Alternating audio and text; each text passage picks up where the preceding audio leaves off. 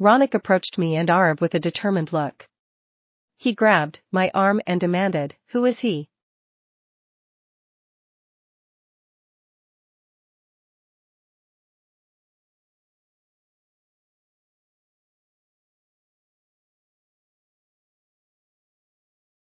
I took a deep breath before replying, "Ronak, this is Arav, my best friend."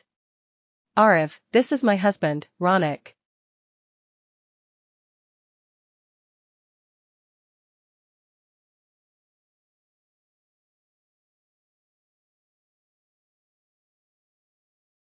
Arav extended his hand with a polite smile, but Ronak's eyes remained fixed on me, a mix of confusion and suspicion flickering across his face.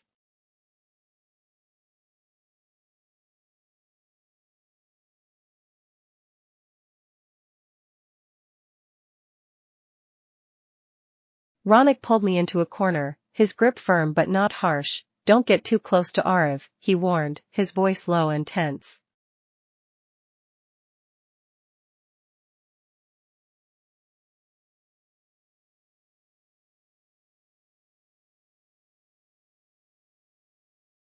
I frowned, searching his face for an explanation. "Why? What's the problem?" "He's my best friend." Ronak's eyes darkened. "And I'm your husband. I don't like seeing you so close to another man."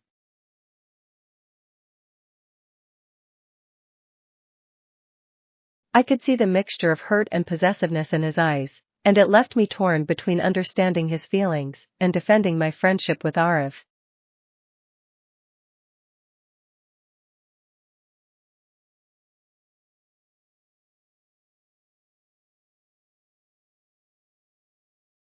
Ronak stormed off, leaving a tense silence in his wake. I exchanged a worried glance with Arav before we headed to our classes together, the unease lingering between us like a shadow.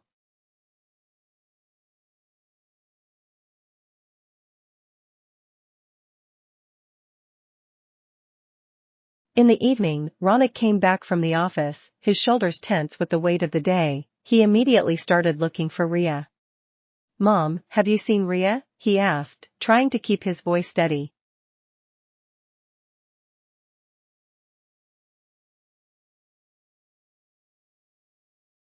His mother looked up from her knitting. "She went out for dinner, with her friends," she replied casually.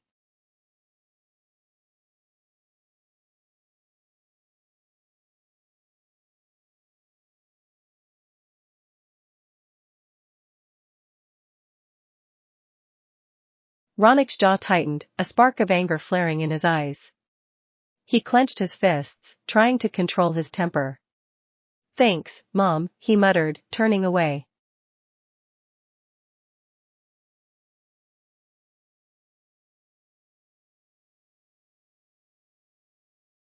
He paced the living room, his mind racing with frustration. Where could she be? The clock ticked slowly as he waited for Ria to return, the anger simmering just beneath the surface.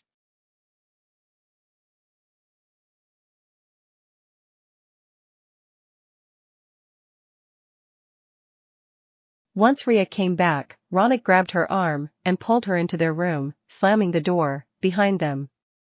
His face was flushed with anger. "Where the hell were you?" he demanded.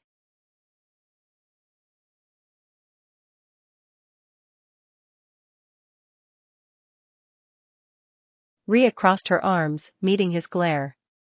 "I was out with Arav," she replied defiantly. "Didn't I tell you to stay away from him?" Ronak's voice rose, his frustration evident. "Why the hell should I stay away from him?" Ria shot back, her eyes narrowing. "Because I asked you to."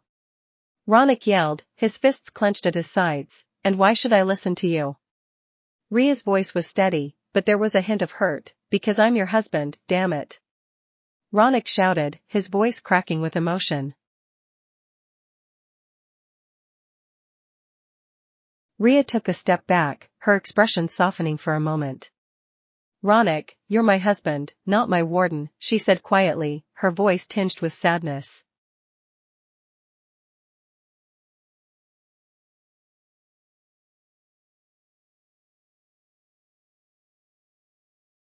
Ronak pulled Rhea by the waist, and she collided with his hard chest.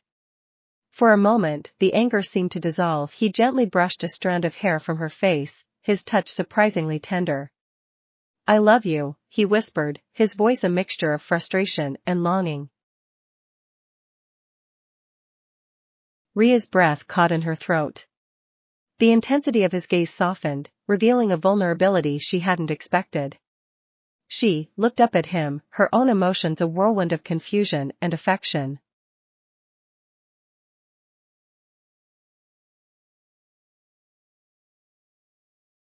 "I love you too," she replied softly, her voice barely audible. "But you can't control me, Ronak."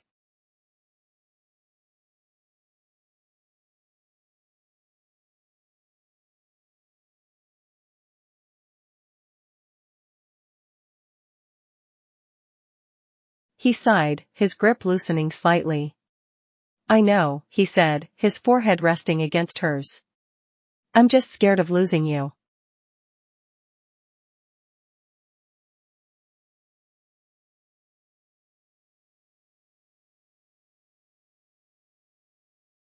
Ronak gently touched Rhea's soft lips, his fingers lingering for a moment before he dipped his head to kiss her. His lips met hers with a mix of urgency and tenderness, as if trying to convey all the emotions he couldn't put into words.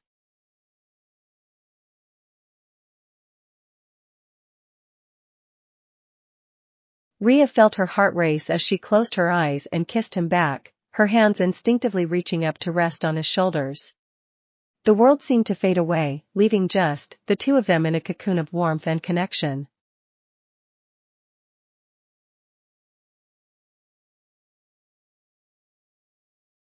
The kiss deepened, each of them pouring their unspoken feelings into the embrace. When they finally pulled apart, they stayed close, their foreheads touching, breaths mingling.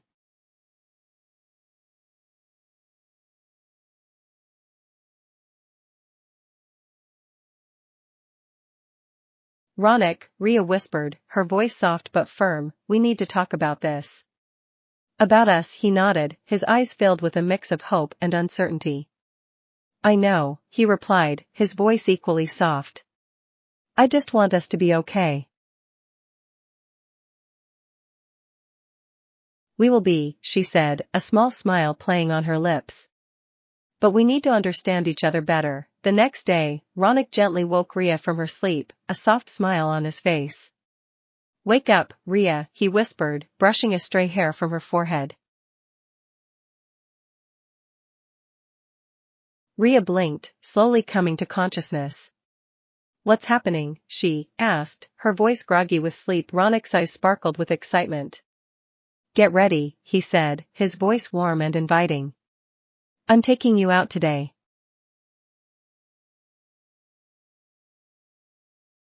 Rhea sat up, surprise evident on her face. "Really? But why?" he chuckled softly. "Just because. I want to spend the day with you, away from everything else."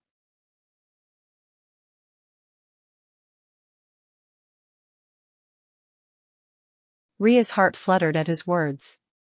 She could see the sincerity in his eyes, and it made her smile. "All right," she said, feeling a mixture of curiosity and anticipation. "Let me get ready."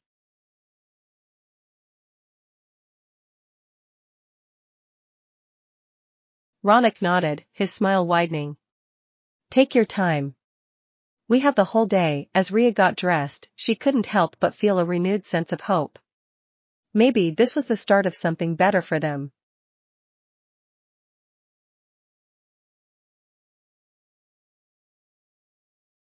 As Rhea and Ronak stepped out of their house, ready for their day out, they were met with an unexpected sight. Nina stood there, tears streaming down her face.